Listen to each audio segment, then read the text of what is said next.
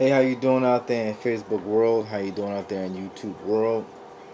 This is James, take the third once again and start the conversation. And I just want to have a conversation about athletes and teachers pay scale. Um, I I noticed recently that Russell Wilson, I love the guy. He got a contract. I think it's $140 million for 4 years with 65 million guaranteed. Highest paid player in the league right now. And that's all fine, well and good. Russell Wilson, do your thing. I respect you as a man. Uh, I heard Mike Trout, a pitcher for, I forget what team it is. He got a $460 million contract for 10 years or 4 years or however long it was. The reason why I'm bringing these two things up is because I wish that teachers could get contracts like that. Because the perspective that I'm looking at right now is that teachers get paid to put knowledge into people's heads, to inspire people for the rest of their lives, for the rest of the child's lives. Why can't teachers get these type of max contracts and per se compete, if you will, to be the highest paid teachers in the country or the highest paid teachers in the state or whatever like that? Why are we always harping on how much athletes are paid? Yeah, athletes do something cool. They play a sport. They get paid for playing a sport. Basketball, football, soccer, what have you, hockey. Why aren't teachers getting the same kind of pay? Why aren't they getting the same kind of spotlight? Do you understand what teachers have to go through on a daily basis? They have to educate someone else's child. They have to find inspiration to educate someone else's child. So why shouldn't teachers get a higher pay scale in the $100,000 range, $200,000 range? I mean, granted, it probably means less teachers will be in school. That's fine, well and good.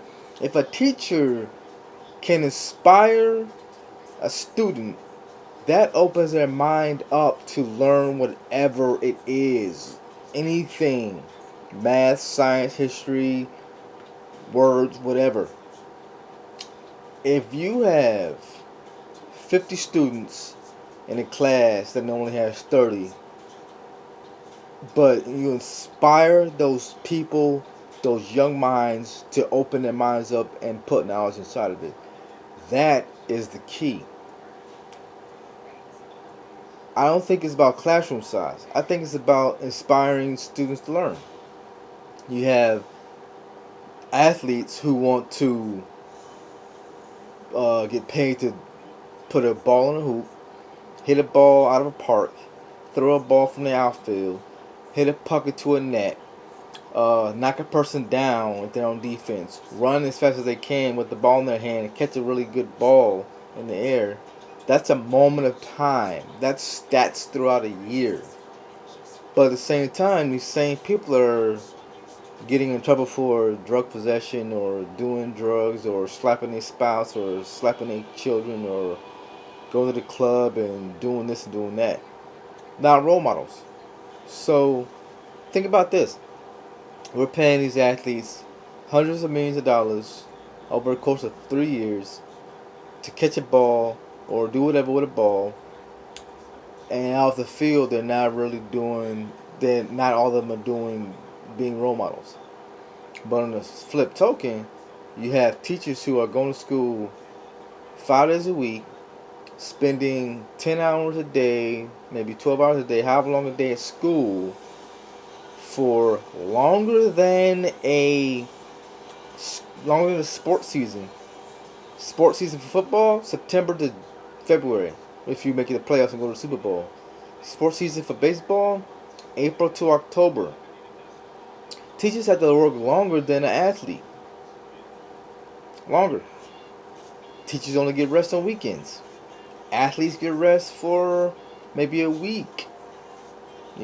Teachers work longer and harder. it's mainly intellectual too, which is, I think, tougher. So my whole point is that teachers viably have an argument to get a better pay scale. I'm talking about in the $100,000 range, and they have a viable argument for better equipment. Athletes get, even in college, athletes get the top of the line, best equipment, best doctors, and all this type of stuff. But teachers get used books that have been around for 15, 20 years, and torn books, and schools that have fallen apart sometimes and need to be rebuilt, and administration that don't have their back and defend them and things like this.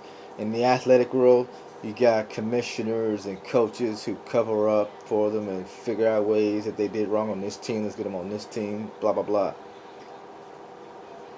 I just don't think it's not an even playing field, because you got athletes who do something for a few hours a day.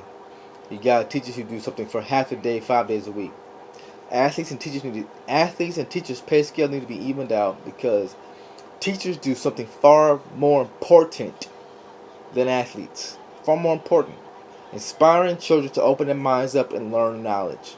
Athletes do something far less important. Catch a ball, throw a ball, hit a ball, throw a ball, whatever the case may be, for a moment. Athletes do something less important than teachers. That's why I feel that teachers need to have their pay scales raised, and athletes need to have their pay scale lowered. That's what I feel about it, and that's what I think about it. What do y'all think? Let me know in the comments below. Athletes and teachers need their pay scale evened out.